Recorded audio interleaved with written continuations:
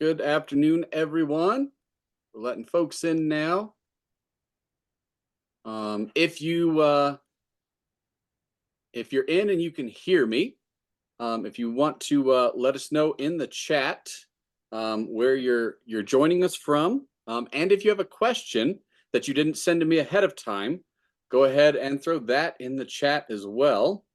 We got some folks from, I see Aspen and Grand Junction, Rhode Island, Washington, Laramie, Colorado Springs, and Denver so far. So all over, very much all over, not just the Rockies region. We've got folks from both coasts. We are coast to coast today. How about that? But I'm going to get started with our first question.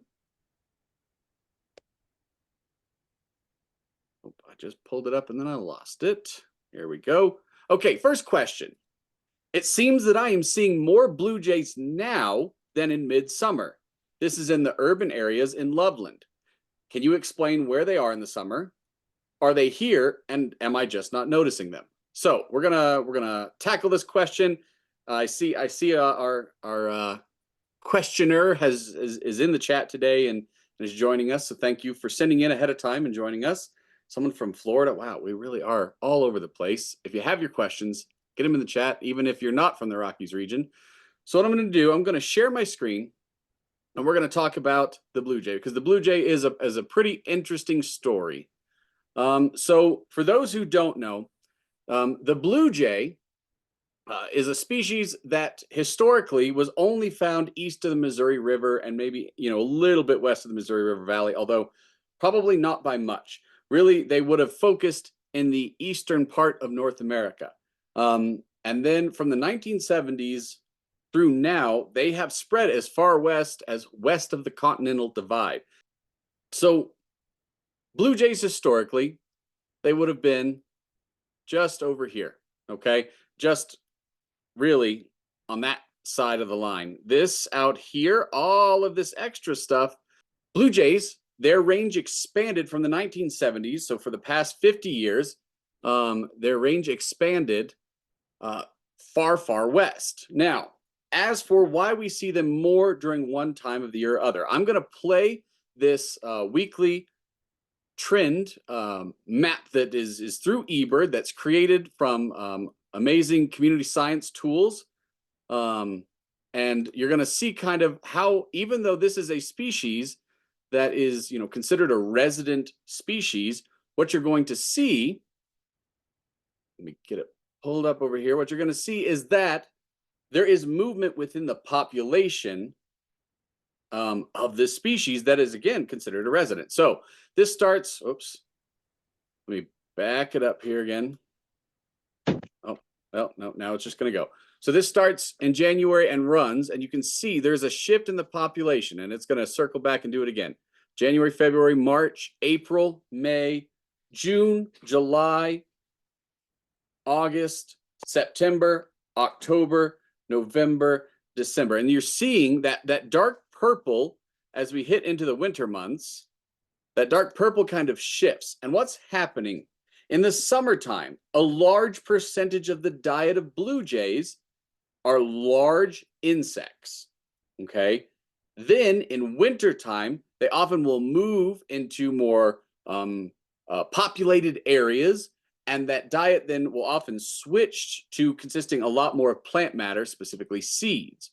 So what we are seeing is that shift. So why don't you see them as much in summertime? It's because that diet has changed a little bit. They're feeding their chicks insects, and then that diet shifts into fall and winter as they switch to a more plant-based diet, okay?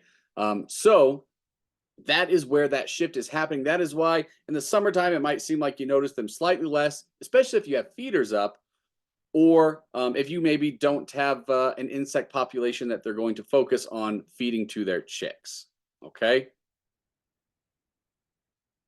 All right, so that answers our first question. Questioner, did that give you everything you needed to answer your question?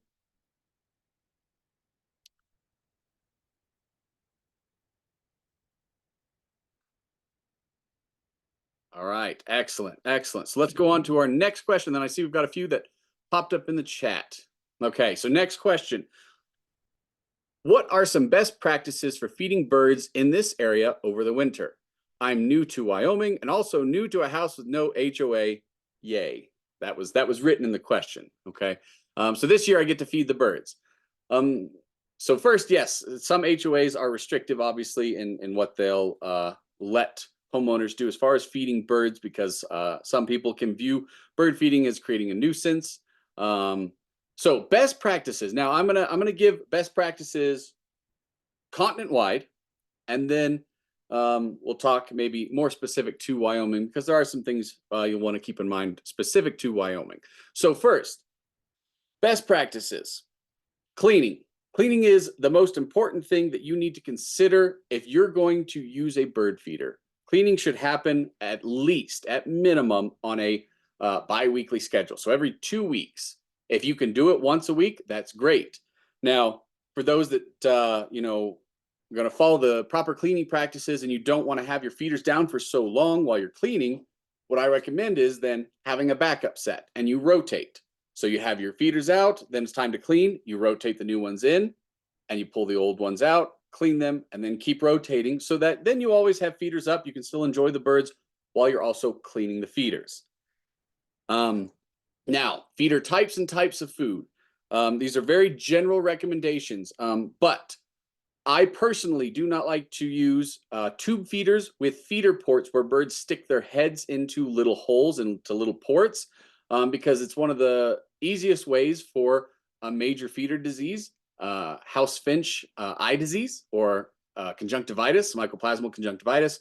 It's very easy for it to spread that way because it spreads from infected eyes. So when they stick their head in, that bacteria rubs onto that surface, and then the next bird comes along and sticks its head in. So what I recommend, if you want to have a tube-shaped feeder that hangs and holds, a significant amount of seed, metal mesh feeders. So it's metal top, bottom, and then the mesh in the middle. It's a wire mesh. It's metal, and the birds can pick the seeds out without having to put their head into something.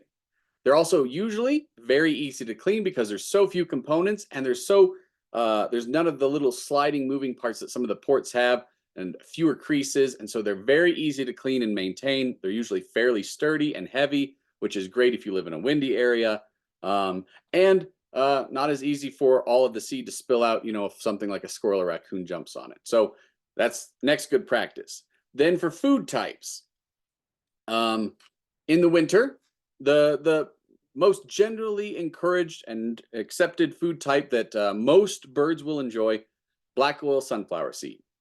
Now, if you want to supplement that, small-billed finches, American goldfinch, pine siskin, they like, and other than small-billed sparrows as well, they really like Niger seed. So you can use a Niger seed to complement a black oil sunflower seed if you want to have multiple food types out, and that will up your variety of birds. Now, pine siskins will come into black oil sunflower seed as well, but they'll have less competition on a Niger feeder than, say, at a black oil sunflower seed feeder, which may attract larger birds. And then if you really want to add even more diversity, suet cakes, suet nuggets, suet plugs, however you want to offer the suet. Wintertime is especially great because it doesn't get as melted. I really like suet dough because I don't like the dealing with the mess of just regular suet, so I use the suet dough. And in wintertime, nuthatches, chickadees, woodpeckers galore on the suet. Everyone loves it. Now, it's also loved by a lot of other birds who will break off big chunks, get it to fall to the ground, and then clean it up. So you may go through a lot of suet if you have particularly smart birds like corvids. Like corvids. So blue jays, Steller's jays if you're in the west, crows, magpies, things like that. They may break off big chunks and clear you out a lot faster. So that's something to consider. Okay, so that's ethical cleaning. That we need that ethical aspect of bird feeding. So the cleaning, that's food types and feeder types that I'd recommend. Now let's get to specific to Wyoming. So if you're going to be feeding in Wyoming, not just in wintertime, but so wintertime maybe less so, but all times of the year, you're going to want to remember that bears can be active year-round. So if you're going to be in an area where you might have potential interaction with a bear, then I would recommend that you get your feeders hung in an area where it would be inaccessible to bears and other wildlife like raccoons. Another big aspect of feeding in Wyoming is in wintertime, heavy snows and heavy winds. So for those that are in anywhere in the Rockies or you experience these types of conditions, you're going to want to make sure you have some sort of covering above the feeder. You can use like a squirrel baffle, a hanging squirrel baffle if you're hanging off of a shepherd's hook or a steel cable or something. That's what I use. So then that takes the snow, the feeder stays dry because if that seed gets wet, you'll have to get rid of it a lot more quickly. And then for wind, you'll want to use feeders that have some heft to them and don't spill easily. Because if you're feeding in Wyoming and you've got something that shakes really easily and the seed's able to spill out, well, it's going to go everywhere. Not always a bad thing. Some of the ground birds really appreciate it, but sometimes it can be a problem, especially if you're worried about some ground rodents, that might come in and play cleanup. Okay. So that I think answers those questions. If you have more feeder specific questions, feel free to type them in the chat. Let's see here. Zach, there was a question that came in on the Q&A portion. Oh, yeah. I didn't even know we had that. Would you like me to read it to you, or do you think you'll find it? I can find it. I just see it. Okay. We feed blue jays peanuts in the shell in Miami. When I pull into my driveway, they seem to recognize my truck and flock to my front yard oak trees and start calling. Is it possible they can recognize vehicle and people? So let's see. Let me pull that up. I'm going to answer that one live. So Tony, great question. And there is actually research into this.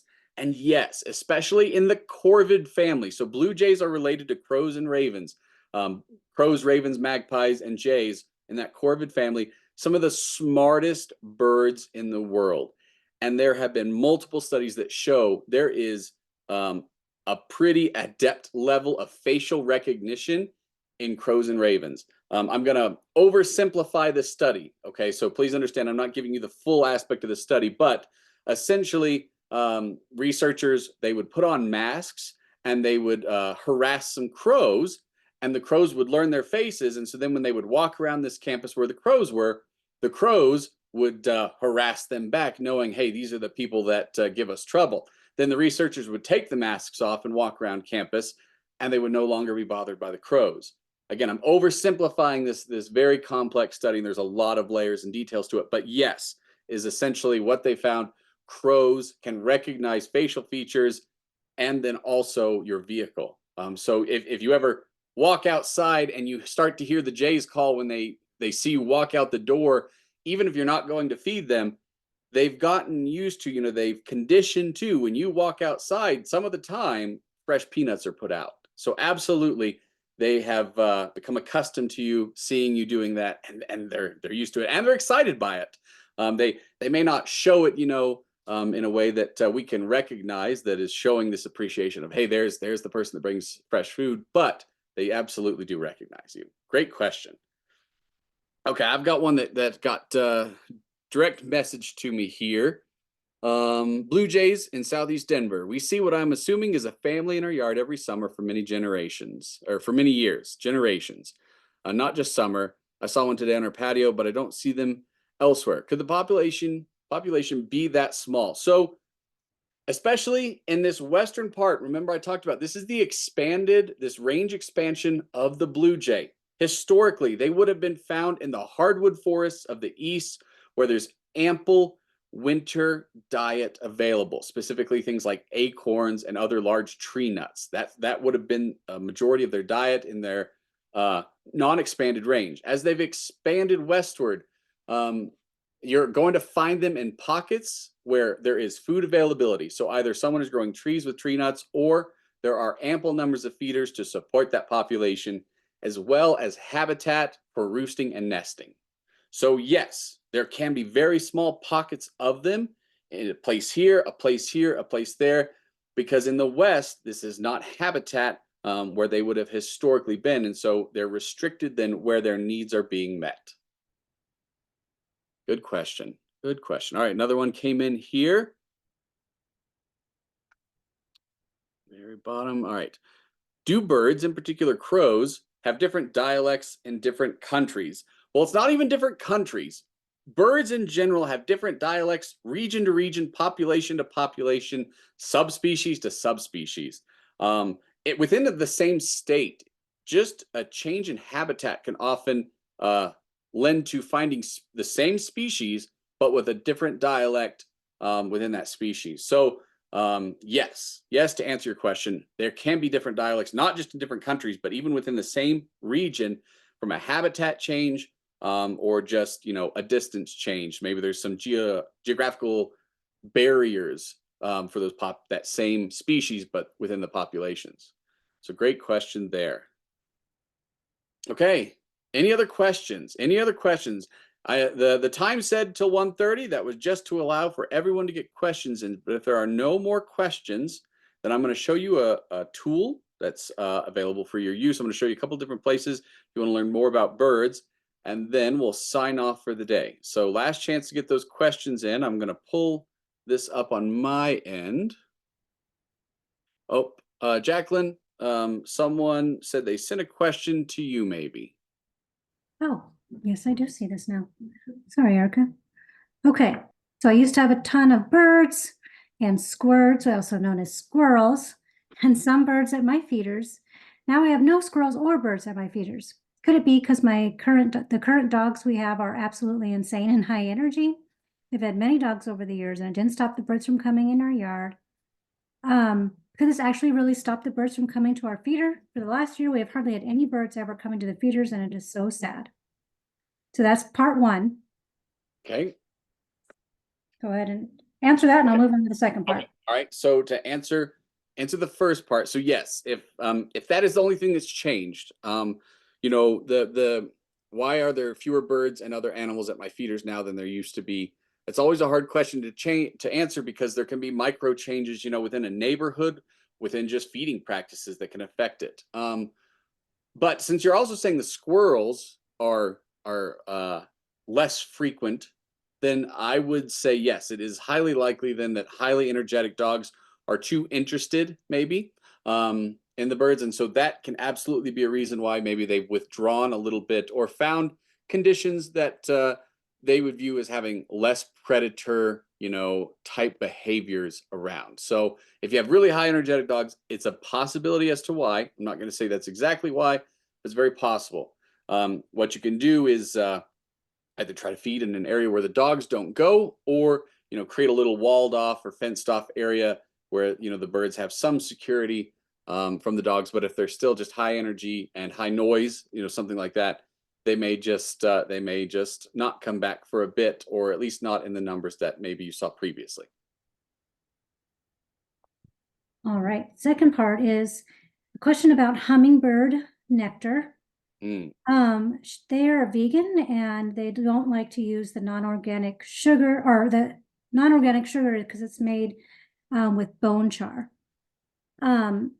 Is it possible to make the hummingbird nectar with non-organic sugar?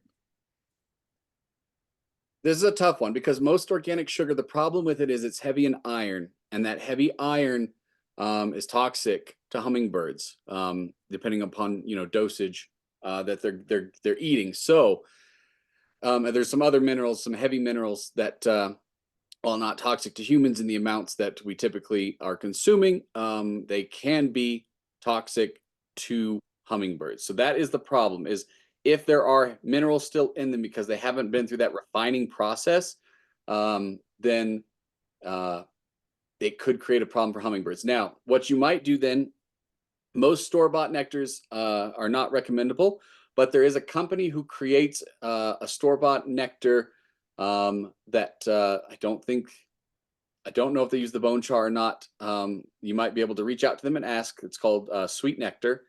They create a long-lasting, non-dyed hummingbird nectar that doesn't use preservatives by distilling it. So they basically make it through an old booze distillery, which allows it then to have a longer shelf life, and then also doesn't use the dyes and preservatives that are dangerous. So maybe that's worth checking into to see if they don't use it. But when it comes to the organic sugar, it can be a dangerous and slippery slope depending on what heavy minerals might still be found in that sugar. Okay, so let's see. There's some more that popped up here into the chat. Birds in my yard are not attracted to mealworms or suet nuggets. Why? Least chipmunks will eat the nuggets. This is a tough one. It could be the brand of suet nuggets. I don't know what brand you're using. But also it can be the type of birds. Finches, I never see them touch the suet nuggets at my home when I feed suet nuggets. But then when I have the suet nuggets out, things like jays will clean them up in minutes, and so then no one else gets to share in them. Chickadees enjoy them. I don't see woodpeckers going after the nuggets when they're in just a regular feeder. I will see them sometimes take them out of a suet cage or something like that. But it just depends kind of on what's the ratio of your birds, what's the mixture, what's coming in, and then maybe the brand, maybe wherever you purchased it from. If it had been on the shelf a long time, it shouldn't go bad, but there can be some rancidity introduced, and there was a study recently on rancidity in attracting birds. So birds do have taste buds at the tips of their bills, and so if something has a slightly rancid to very rancid taste at the tip of that bill, they will not eat it. This study was specifically done on Niger, finding out different countries of origins for Niger and how it affects the amount of seed being consumed by birds. But it's likely then going to apply across the spectrum too. If that seed has been sitting on shelves for so long, or that suet or whatever it is, and it's gone rancid, that's going to affect the bird's desire to want to eat it. So a couple of possibilities there. It's hard to pin down one because, again, it can be micro changes from feeder to feeder, food type to food type. Okay. Are turkeys less intelligent than a lot of other birds? Levels of intelligence and different forms of intelligence. Game birds in general, though, do seem, at least anecdotally, seem to present, maybe less awareness or less understanding than other birds. The turkeys here at my home, they peck on the windows. They see the reflection and peck on the windows. But then you'll see other birds like bluebirds will attack reflections of themselves in car mirrors. So is it less intelligent than others? Maybe not, but maybe their ability to comprehend certain things might be lesser. And also, with things like turkeys, they can be a little bit more bold around people, especially if they've been fed. So in my neighborhood, turkeys are fed by people, some of them being hand-fed, and also fed near the road. So then what happens, the turkeys are so used to being around the road where they're being fed and where people are, or they're being fed out of cars, that now they'll just stop in the middle of the road because that's a place oftentimes they get food, and then they get hit by cars. So in this case, it was a conditioning issue that led them to, experiencing hardships on the road. So intelligence, very different. I would definitely say, though, not nearly as intelligent as the corvids, but you're not going to find a lot of birds that are as intelligent as the corvids. Okay. Oh, another one popped up. Wow. All right. So we went from almost out to now they're just still rolling in here. Is there an effective way to discourage house sparrows? So there is a method that I've read about. I have not tested it. I don't get house sparrows here. And there's two methods. The second method involves capture and then euthanasia. I'm not going to recommend that because some people like their house sparrows. They are an invasive species. And so in some of the cases where that happens, I understand removing invasive species from the landscape and its importance, for our native species that can't outcompete. But I'm going to offer the other solution. Okay. So the other solution, it's called a house sparrow halo.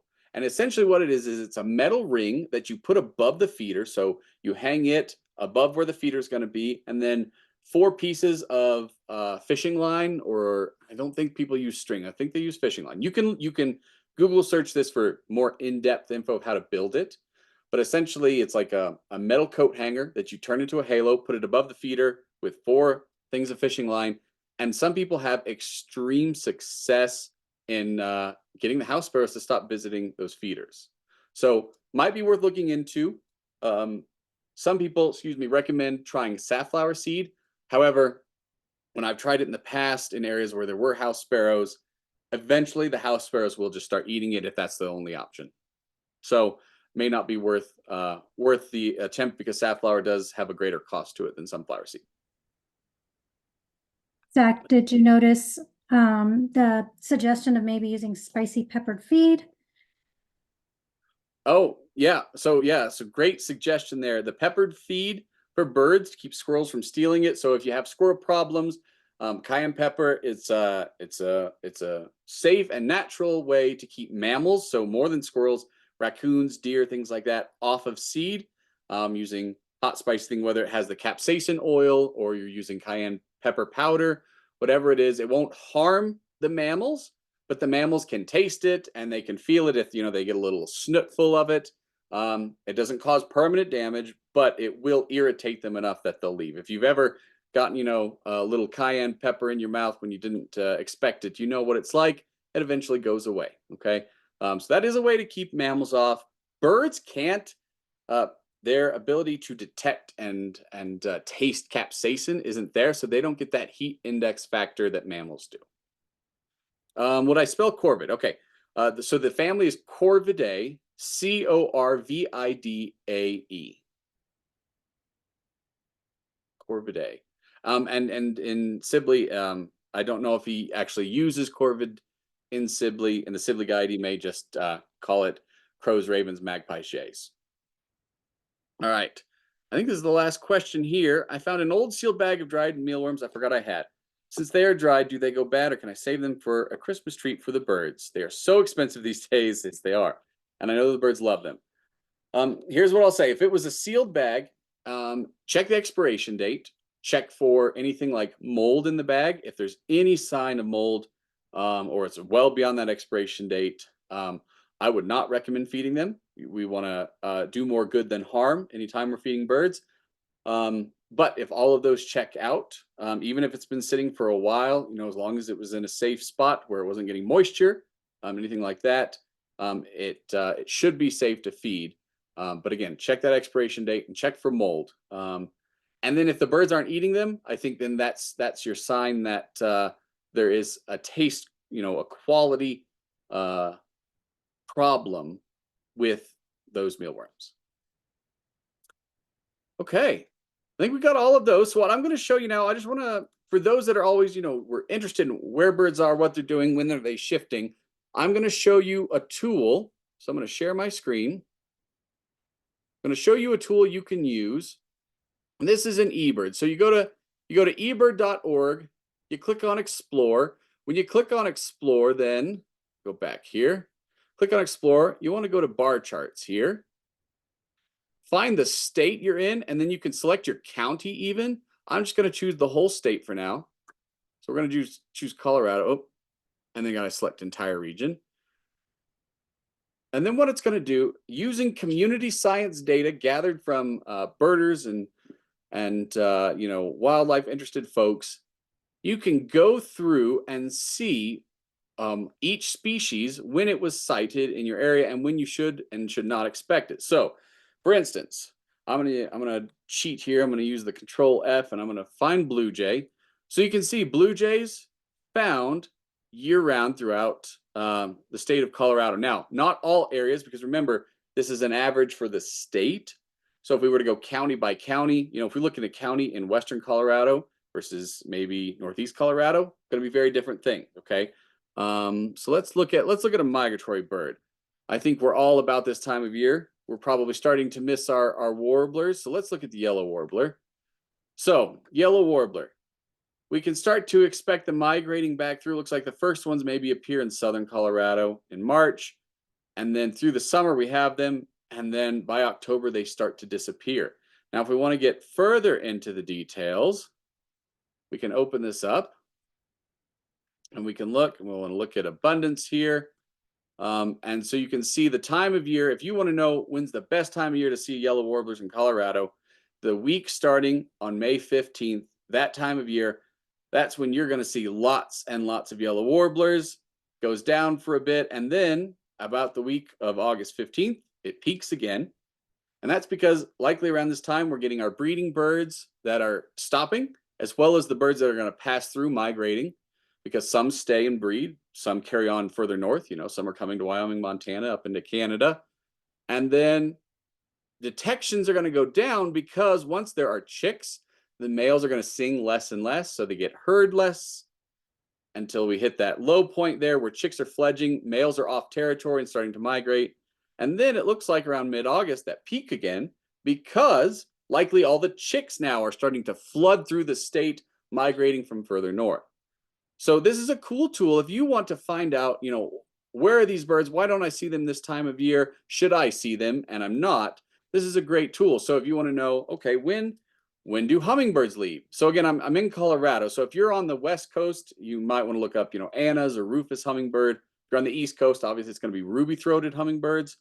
But since I'm using Colorado, you can see broadtail hummingbirds. If you were wondering, when should I take my feeders down? It looks like by that second week of October, there's a few stragglers.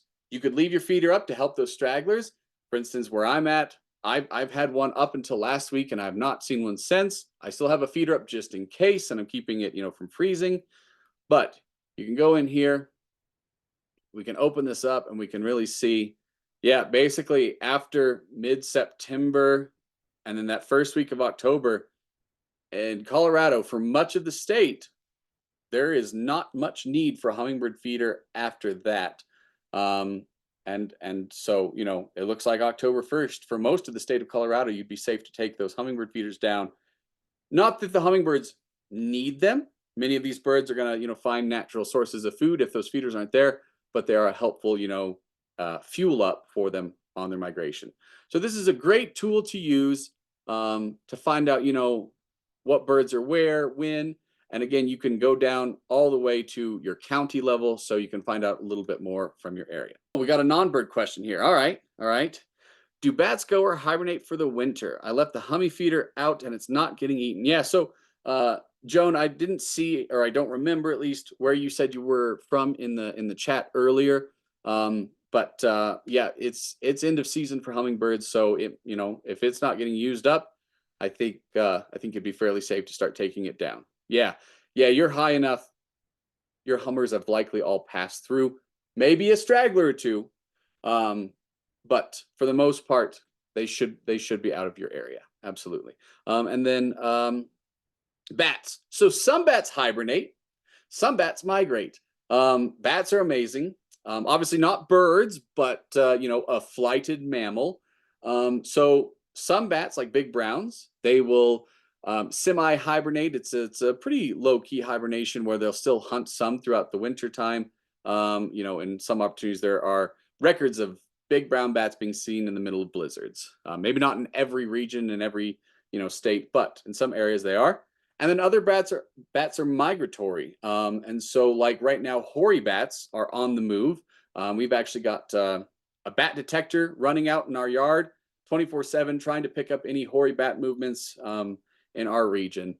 So there's a chiroptologist, Dr. Riley Bernard, who's working with the state of Wyoming. And so right now we've got a microphone just recording out in our yard all the time for hoary bats flying over on their migration. Great question.